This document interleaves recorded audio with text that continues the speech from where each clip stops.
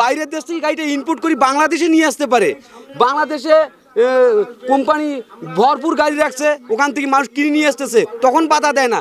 গাড়ি নিয়ে যখন আমরা যাত্রী নিয়ে ভাড়া মারি তখন কেন তারা বাধা দেয়, তখন কেন অবৈধ বলে ঘোষণা করে? ঈদের সময় এনারা কেন আমাদের সঙ্গে এরকম করে? সারা বছরে ভালো চলে, ঈদের আগে আগে এনারা অবৈধ বলে ঘোষণা করে। এখানে রোডের সামনে গাড়ি রাখতে দেয় না।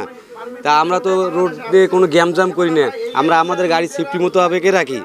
কিন্তু তারপরেও এনারা এখন কি হিসাবে আমাদেরকে আসি বলে অবৈধ। এখন অবৈধ বলি ঘোষণা করে সবসময় যে গাড়ি আপনাদের এখানে রাখা যাবে না, অবৈধ গাড়ি এখান থেকে নিয়ে যান। প্রতি ঈদের সময় আমাদেরকে এই কথা বলে। না, আমাদের কাছে টাকা পয়সা ওনারা চায় নাই, সে কথা আমরা বলবো না। এখন অবৈধ কেন বলে এটা আমরা তো জানি না। এখন অবৈধ গাড়ি যদি হয় তাহলে ওনারা এই গাড়ি ইনপুট করে নিয়ে আসে, আমরা তো আর এতদূর হাসতেই না যে এটা বৈধ না অবৈধ। আমরা শোরুম যাই, কোম্পানি শোরুম গিয়ে আমরা গাড়ি ক্রয় করে নিয়ে আসি।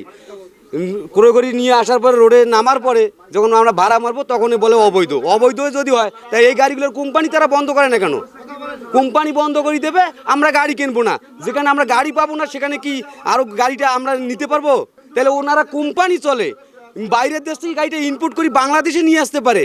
বাংলাদেশে কোম্পানি ভরপুর গাড়ি রাখছে, ওখান থেকে মানুষ কিনে নিয়ে আসতেছে, তখন বাধা দেয় না। গাড়ি নিয়ে যখন আমরা যাত্রী নিয়ে ভাড়া মারি তখন কেন তারা বাধা দেয়, তখন কেন অবৈধ বলে ঘোষণা করে? আমরা জানতে চাই।